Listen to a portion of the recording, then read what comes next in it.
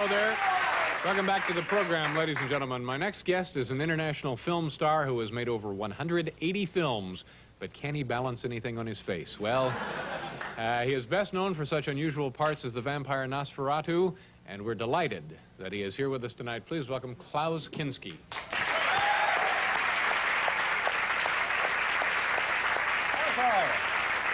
Pleasure to meet you, sir. Thank you very much for being here. I was a little bit afraid you asked me the sort of things to do as the other guy before me. No. Have you ever balanced anything in your face? No, not this, only this, but I watched you a lot of time. I mean, when I couldn't sleep at night and it's cracking in television, there's nothing left anymore, and I push a button, it's always you. Yeah, I know. No, I don't mean it bad in the bad. I mean, I liked it. It was funny. Well, that's very nice of you to say. Then I had a little bit pity because I thought it was this guy doing it every night. He'd never get any sleep. And I still believed it when I came here, when they picked me up at the airport, and they said, no, it's not live. And yeah. So that's what actually could have been a reason to. Yeah, it would be fun doing it at 12:30 at night, but I think the audience might be a little peculiar, you know. Yeah. But no, I'm just naive. If it's night, I think it's night. Yeah. But it is a pleasure for me to be. It's a real honor for us. I wanted to ask you about. We showed some photos of this the vampire Nosferatu. Mm-hmm. Is that the most peculiar part you've played? What do you mean exactly by peculiar? No, I really mean. If I ask something, I really mean I don't understand it. Well, can we show the picture again? See, that's what I mean by peculiar. Yeah, I don't know. Yeah, maybe shaving my head, and so this is... Yeah. Yeah. And I didn't like the makeup. I didn't want to have the makeup. I hate makeup. And so he asked me so... Every day, I mean, weeks before, every day to have this makeup. And finally, I mean, it was just so tiring that I said, okay, we have it. But I really didn't like it. Yeah. Because it took so long, it took 5 hours every day to put it on. It looks like it would be uncomfortable. But besides this, I don't see a big difference between this one and any other part. It's pretty much all the same. Yeah, that's right. We have to do a commercial and take station identification, I think, and balance our checkbooks. Then we'll be back with Klaus Kinski.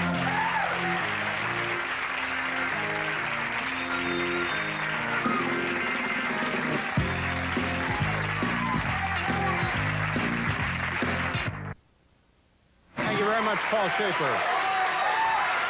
Very nice. This gentleman is, of course, Klaus Kinski, and Monday on this program, Viva, actress and cult figure, will be here, comedian George Miller, and the king of cheap horror movies, Mr. Roger Corman. We had Werner Herzog on the program a couple of months ago. I know that. People no, I mean, it was obvious because he was in New York for other reasons, and I couldn't. But people told me it must be a really good story what he's telling for 12 years all around the world, because they told me he repeated this thing. The same stories over and over again? Yeah, the same story that he put it again on me. And well, he was here talking about the film that you two did together, Fitzcarraldo. Yeah. And you were terrific, by the way. Thank you.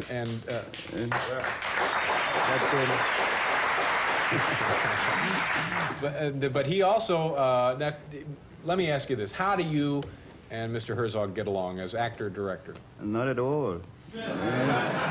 Thing was, I mean, half for fun and half... We were invited some years ago in Telluride, Colorado Festival, and I told them already from before New York, from the opening of the movie and so, because they're always telling the same story. I said, don't, give me a break this time, don't repeat this. And okay, no, I promise you.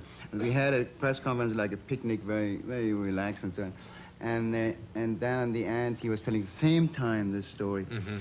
And they asked me, what I think about it, because they were just amused about it. And I said, first of all, I don't know this guy, which was true. I didn't want to know. And then I said, I have to tell you that the story may be good, but there's something wrong, because I never put the gun on me. Could never have put the gun on me because he didn't have a gun. All right, now let's talk about the story. No, I just want to tell you up, and then he took the microphone out of my hand, and I said, it's not true, I had one, but I hid it. Mm. So he didn't want to give up. Okay, now let's go back. Now let's talk about that story. The story was that he says that you pulled a gun on him. Yeah, no, he said, there was just a mess in there. I mean, it was very exhausting there, about 40 or 45 hours to get there in the jungle. Was this on Fitzcarraldo? No, Aguirre. Okay? Aguirre. And he said he put the gun on me in Aguirre. I mean, the Aguirre was 10 years, more than 10 years ago. And we arrived at night without having eaten anything for 24 hours. Everybody fell in the mud and really thing. And I just screamed out. I said, okay, if this is going to continue, I'm the first one who's going up, going away. And he said, if you go away, I kill you. I said, this is just what I'm waiting for. Just come to my place, okay? And I had my own raft, and then he was coming in the morning, but just apologizing that I mean, that was so it actually happened. I was the only one who had a Winchester rifle in the jungle. He didn't have a gun. Oh, so he threatened you. He said, I'll kill you. Yeah, but he didn't have the gun. He didn't have the gun. You had the gun, but you didn't threaten him. No, I didn't threaten him because there was no. I mean, I would have done something maybe without warning him. Okay? Yeah. No, I don't have to threaten him. Yeah. Not to kill him, but I mean, just I don't know, whatever. So this happened many times. So that's a story. You're tired of that story, and let's go on to other. Now, would you do another film with Werner Herzog? Maybe. I mean, when I did the first. Yeah, I really mean it. When I did the first movie, I haven't spoken to him about 6 years or so. And I always said, I don't want to see this guy anymore. And then he just called me one night at 1 o'clock in the morning. He said if I want to do this 2 movies with him, then I did 2 movies. And I'd say, okay, no, never again. And some years later, I did another movie. So it may happen and maybe not. Do you feel like when you're on location or on a set that you cause a lot of commotion? Coffee, right? Oh, you didn't get your coffee? No. Oh, I'm sorry. Werner or Klaus would like coffee. Please. You want anything in it? No, just coffee. Just coffee. I'm sorry, you're exactly right. He had asked for coffee around noon, and we'll get you. I'm sorry, that is silly. Okay, now, when you're on a set, on location, do you cause trouble? Do you cause a lot of commotion? No, there's no. It would be too exhausting to cause trouble because most of the time, whatever the movie is, it's just exhausting enough to shoot a movie. Okay? Yeah. And then there's no point in. I mean, you said before, I heard you said about 180 movies, and I did about 200. Yeah. Okay, now, no, I had a lot of trouble in my life. Everybody knows it all over the world. It was printed in it. But the thing is, there's no secret about it, but I had a lot of trouble. I'm sorry. But it's up to the guy who's doing the movie, okay, or the circumstances. The truth is, if you were really causing trouble, you couldn't do 180 movies. That's right. That's right. Yeah, it's very logical. Yeah. So, but if I really get deep in trouble. That's right. Okay. Now, sometimes I was really deep in trouble in my life, but I mean, okay. How do you have you seen your daughter? Do you see much of Nastasia? We call each other wherever it is. I mean, sometimes, I mean, I know in Tokyo or there or right, I mean, a distance of 20,000 miles or so. No, last time we talked over the phone was she called from the Bahamas and I was in California. Yeah. You must be very proud and pleased with her success. Oh, yes, yes, right. She's in Hollywood now. She's doing a movie. Okay, now, but it is completely, the circumstances already, I mean, saying it. I mean, do a movie deep in the jungle, 3 days away from the next civilization. Yeah, well, Fitzcarraldo, you guys were buried in South America. Or doing Aguirre, and I had my costume weighed about, I don't know, about 50 pounds, and you just have to defend your life. Oh, yeah. So because he is so unconscious sometimes that he just, in the rapids, so without any safety or so, if you fall in, you just die, okay? Yeah. And I remember one shot, he was running in, and he didn't want to listen to anybody, not to the Indians.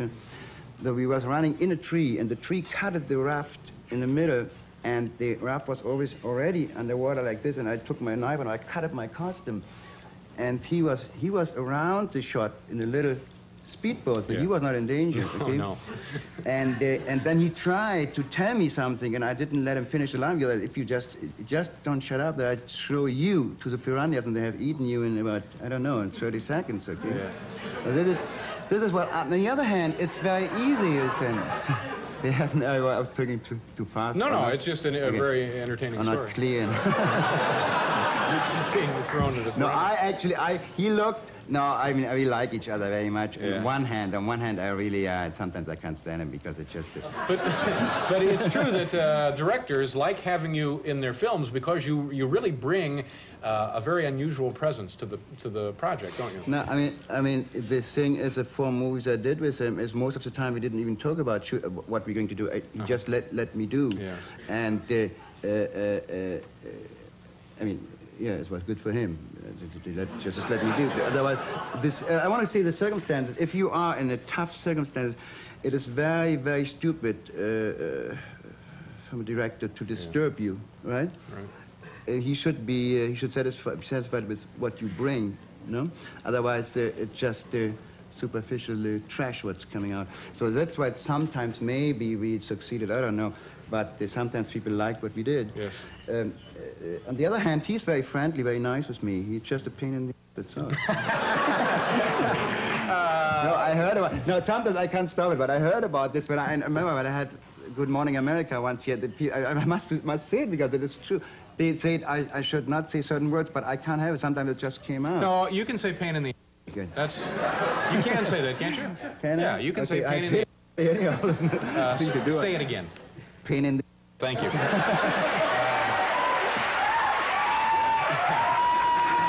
Not very often you hear it. That's all you want to hear again. No, it's fine. Another time? I'm going to have to ask you if you can come back because we're running a little late, but I would love for you to come back and we'll spend more time talking whenever you're in this part of the country. Pleasure meeting you. Klaus Kinski, ladies and gentlemen. And we'll be back with Paul Zimmerman.